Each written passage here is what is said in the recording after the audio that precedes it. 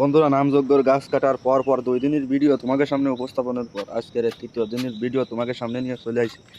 এই 3 দিনের দিন আজকে আমরা চলে আসি শ্মশানে। শ্মশানে বেশ কয়েকটা গাছ মরে গেছে। এই গাছ কটা আমরা আজকে কাটিয়ে উদ্ধার করে নিয়ে যাবো নামযজ্ঞ রান্নার কাজে ব্যবহার করার জন্য। এই গাছগুলো আমরা উদ্ধার করতে আইছি। দেখতে পাচ্ছি এই যে আমি যে জায়গায় দাঁড়ানো আছি সেই জায়গা হলো শ্মশানের এরিয়া। এই জায়গায় বেশ কিছু গাছ ঝড়ে উগলে যায়, খালের মধ্যে পড়িল। সেই খালেতে আমরা এই যে দেখতে পাচ্ছি বাম পাশে যে গাছগুলো, এগুলো সব বেড়ি ছিল, বেড়ির পথে উল্টে যায় খালে পড়েছে। তাই এইগুলো আমরা উদ্ধার করে নিয়ে যাব গাছগুলো নামযজ্ঞর কাজে রান্নার কাজে ব্যবহার করার জন্য।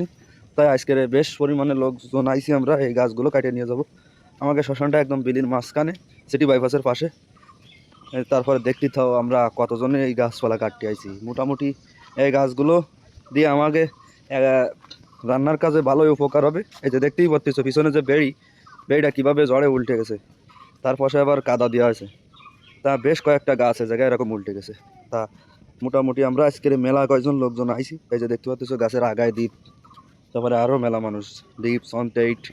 মোটামুটি গতি চলে গেলাম খালের মাঝখানে সেই পড়া গাছটার উপরে। মাথায় আমার এক ছোটো ভাই গাছের ডাল কাটতেছে, আর আমি এই যে বক এতেই আছি।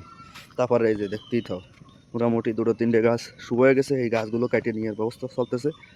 আর আমি বেড়ির পথে ভিডিও দেখতে যাচ্ছি। আবার কেউ দড়ি ধরে বসে আছে। এই যে সামনে ঋত্বিক, তরুণ কাকু, আবার দেব্রত, মোটামুটি সবাই সবার কাজে ব্যস্ত আছে।